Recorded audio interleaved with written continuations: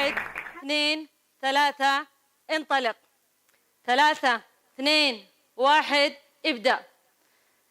هذه الأرقام أي مسابقات عالمية تبدأ فيها، لكن أنا سأبدأ 1 5 8. أكيد كلكم مستغربين ليش 1 5 8؟ للرقم هذه حكاية بحكي لكم عنها في نهاية العرض، خليكم معايا. مها التي ذكر اسمها قبل شوية هي ربة بيت لها 5 أبناء. لم يكن عندي في الماضي أي خلفية عن التقنيات المستخدمة في وقتنا الحالي، لا كان عندي فكرة كيف يفتحوا الإيميل، كيف استخدم اللابتوب، باوربوينت، داتا شو، ولا كان عندي تصور إني بالمستقبل بقدر استخدمهم بالطريقة اللي استخدمها الآن. حتى بالنسبة للمستقبلي ما كانش عندي خلفية إيش ممكن أنجز في المستقبل.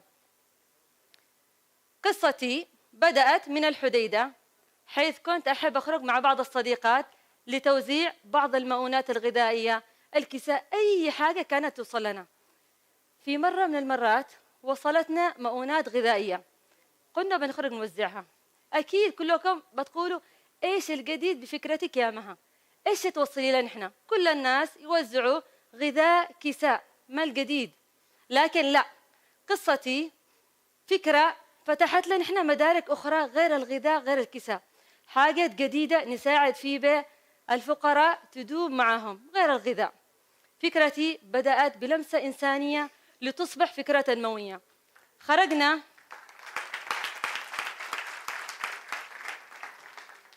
لتوزيع الغذاء. طبعا صادفتنا قصص كثير مؤثرة، منها زي القصص اللي تشوفوها الآن بالصورة.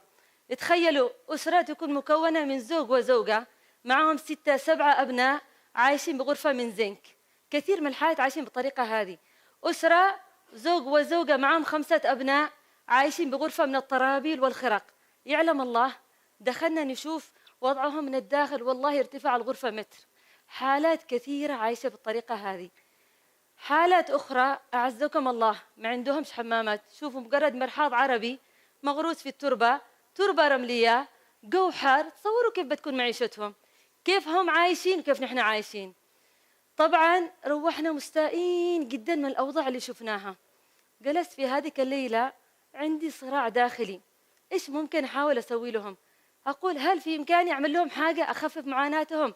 هل ممكن إني أحاول أعمل حاجة أخفف من الألم اللي هم عايشين فيه؟ كنت في صراع داخلي متردد.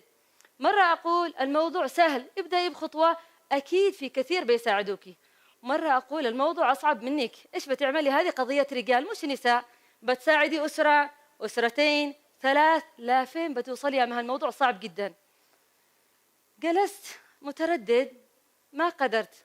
قلت مش يعني صعبة إني أوقف، ضروري أحاول أعمل حاجة، ضروري أحاول أعمل بصمة للمرأة اليمنية في المجتمع، أحاول أشعل الإبداع بفكرة جديدة.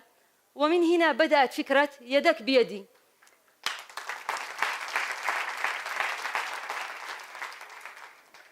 طبعا هي فكرة لبناء وترميم منازل للأسر الفقيرة المحتاجة التي تعولها امرأة. بدأ ثاني يوم أكلم بعض النساء، إيش رأيكم نحاول نعمل حاجة؟ أمس شفتم الأوضاع المؤثرة، خلينا نعمل خطوة إيجابية. كل واحدة تجمع مبلغ من مصروفها الشهري، وكل واحدة كمان تحاول تمسك مجموعة من النساء، بيتجمع لنا إحنا آخر الشهر مبلغ، مش مشكلة حتى لو قليل، نحاول نعمل حاجة. مرة نعمل سقف الأسرة، مرة نعمل غرفة الأسرة، مرة نعمل حمام الأسرة. المهم تخيلوا لما كل شهر نساعد أسرة، آخر السنة بنعمل 12 إنجاز. قد تقولوا قليل، لكن بالنسبة للنساء يعتبر إنجاز رائع.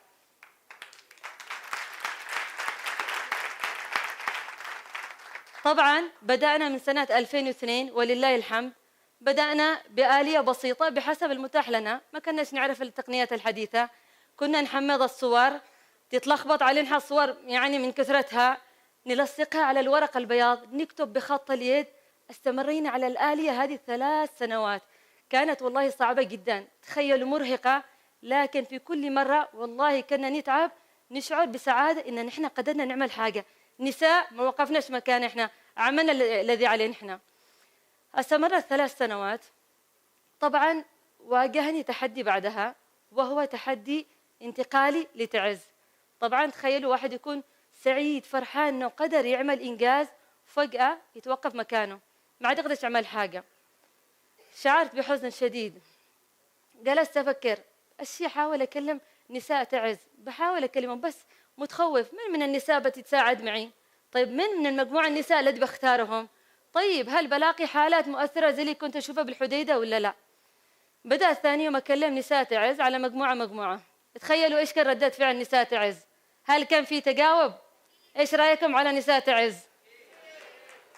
طبعا تعز كانت النقلة الحقيقية، الانطلاقة الحقيقية لفكرة يدك بيدي. يعلم الله ما كلمت مجموعة من النساء إلا كلهم تفاعلوا معي. مجموعة من النساء قالوا لي بندعمك بأي حاجة نقدر نعمله. مجموعة من النساء دعموني معنويا، دائما كانوا يحمسوني. مجموعة من النساء قالوا لي مهما ما بيدناش نعمل لك حاجة، أقل حاجة نعمله أي وقت نحن فاضيين نخرج معاكي، نزور الحالات، نزور فقراء، نساعدك وقت ما نقدر. من تعز كانت النقلة النوعية من ناحيتين. ناحية التوثيق، بعد ما شفتم الآلية البسيطة هذه أصبحنا نتعلم نستخدم كل شيء. تعلمنا الكمبيوتر، تعلمنا كيف نرسل إيميل، حتى في طريقة نشر فكرتنا تعلمنا الواتساب، اللاين، الانستغرام، أي تقنية حديثة نعرفها نستخدمها عشان ننشر فكرتنا، نصور، نرسل للناس عشان نحاول نساعد الأسر. في تعز كانت نقلة نوعية كمان من ناحية العمل. تصوروا بعد ما كانت آلية العمل بسيطة، يعني نعمل الأشياء البسيطة، ما نعملش بلاط، ما نعملش طلاء للداخل والخارج زي ما الصورة، نعمل الشبابيك حديد. الآن خطوة بخطوة، شهر بشهر، إلى أن وصلنا إلى عمل شبابيك ألمنيوم، نعمل تبليط من داخل، طلاء من الخارج والداخل، ولله الحمد. من 2007 إلى وقتنا الحالي تطورنا خطوة بخطوة ولله الحمد.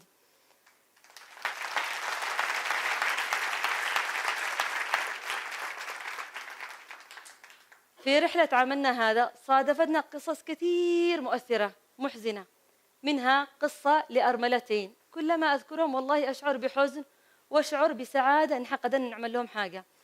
أول قصة هي قصة الأرملة أم محمد. هذه أرملة تصوروا معها 9 أبناء، منهم 4 بنات شابات معاقات.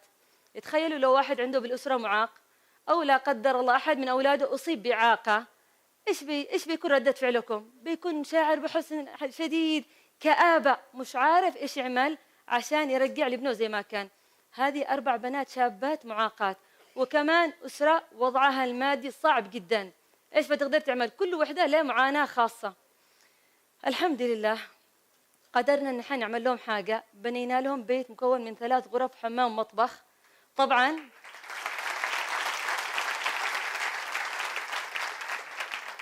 طبعا الحالة الوحيدة اللي بنينا لهم حوش زي ما تشوفوا لحاجة المعاقات للشمس عشان أجسادهم. المؤلم في قصته عادة يتواصل معهم عشان يلاقيهم عند باب البيت عشان يدخلهم البيت. تواصلنا معها، تخيلوا وصلنا لباب البيت، المطر ينزل، هي وأولادها كامل عند باب البيت واقفين. قلت لها يا أم محمد ما شاء الله جيتي بدري قبل الميعاد بساعة، طيب بناتك أكلوا حاجة؟ قالت والله ما أكلوا لقمة، سعيدين مش عارفين متى بيشوفوا البيت الجديد.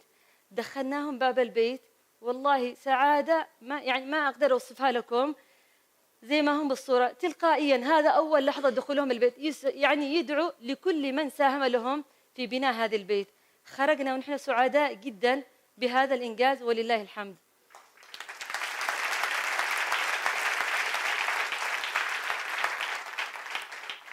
قصة أخرى لشريحة من المجتمع، وهي شريحة تضطر إلى بيع فلذات أكبادها حتى تستطيع العيش. تصوروا هذه قصة الأرملة آمنة. وما أدراكم ما آمنة؟ آمنة أرملة مرينا عليها بطريقة الصدفة ونحن نعمل بحث ميداني. دخلنا عليها اكتشفنا أنه معها 8 أبناء، 6 منهم بنات. تصوروا المؤلم، باعت 2 من بناتها، زوجت الأولى بمهره، اشترت الأرض، الثانية بمهرها بنت البيت الذي تشوفونه الآن. تخيلوا دخلنا هي وأولادها يناموا بالغرفة اللي تحت، لا شبابيك، لا تلابيس، الأرض تراب، حتى السقف ينزل على الماء في أوقات المطر، حتى البيت ما يوجدش له باب، مجرد طربال تاخذه وترجعه الريح. تصوروا كيف كانوا يناموا كل يوم. بنات ممكن يتخيلوا يوم يدخل عليهم أحد ممكن يدخل عليهم كلب، يناموا ما همش آمنين على نفسهم. بنات إلى جانب أعزكم الله لا يوجد لديهم حمام، عايشين بالطريقة دي لهم فترة. طبعا الحمد لله قدرنا على بناء بيت مكون من 3 غرف حمام مطبخ. محزن بقصتها، طبعا المحزن بقصتها كنت في الخارج أصور، صديقتي في الداخل مع آمنة وأولادها كانوا في الداخل تأخروا. دخلت وأنا استعجلهم، قلت لهم يا جماعة تأخر الوقت، يلا مغرب نمشي نروح. تصوروا إيش كان الوضع. دخلت أشوف آمنة على زاوية من زوايا البيت والله تبكي بحرقة بكاء الأطفال. استغربت، المفروض تكون سعيدة مش حزينة. قلت لها يا آمنة مالك؟ أحاول ألطف الجو، أحاول أسعدها. إيش في مالك؟ يعني إيش معجبك شغل؟ نحن عادة كنت بكلم المقاول يعمل لك كذا وكذا، يعني عاد المقاول هذا قصر. إيش سوت؟ تصوروا أجات لعندي والله تحضني باكية تقول لي الله يجزيكم خير، كل هذا وعاد ما عجبنيش، يا ريتني ما بعت بناتي، يا ريت بناتي كانوا معي هذه الساعة.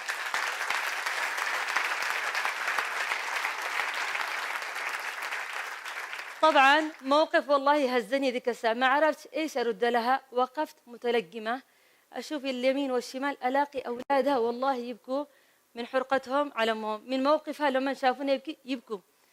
خرجنا ونحن سعداء ان نحن قدرنا نسعد هذه الاسرة بيناموا وهم امنين على نفسهم.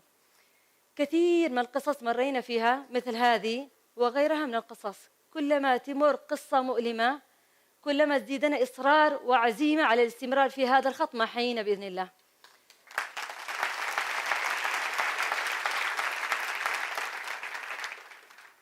الآن نستعرض لكم بعض منجزات يدك بيدي. بناء بيت للأرملة ياقوت، أرملة فرح، أرملة زهور، الأرملة فاطمة ترميم،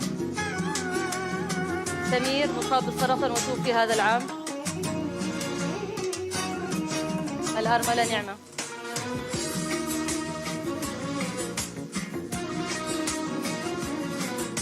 أعظم إنجاز وصلنا إليه لوقتنا الحالي بناء 16 شقة سكنية للأرامل الذي لا يوجد لديهم أراضي.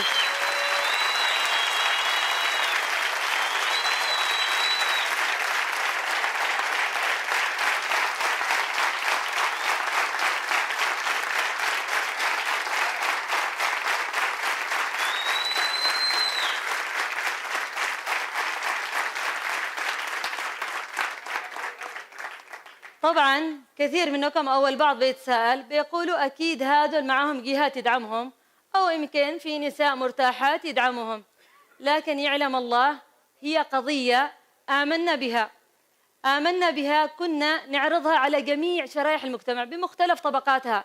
عرضناها على الأطفال، على النساء، على الرجال. أطفالنا كنا أحيانا ناخذهم يشوفوا بعض الحالات، كنا نحكي لهم على بعض المآسي. كانوا في العيد يجوا أطفالنا يقولوا ماما خذي هذه ساهمية بحالة الأرملة فلانة أو فلانة. والله حتى بعض المدرسين والمدرسات رغم رواتبهم الضئيلة كانوا يساهموا مبالغ بسيطة. آمنا أن القليل على القليل يأتي بالكثير، وكما قيل رحلة ال1000 ميل تبدأ بخطوة.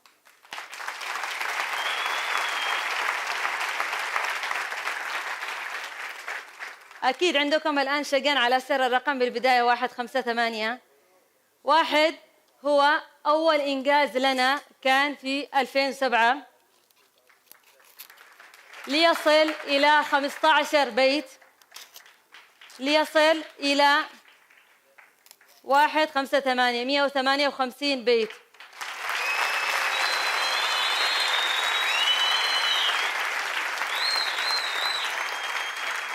8 زائد 5 كم؟ 13 زائد 1 كم؟ 158 ما تم إنجازه من ربات البيوت إلى عام 2014.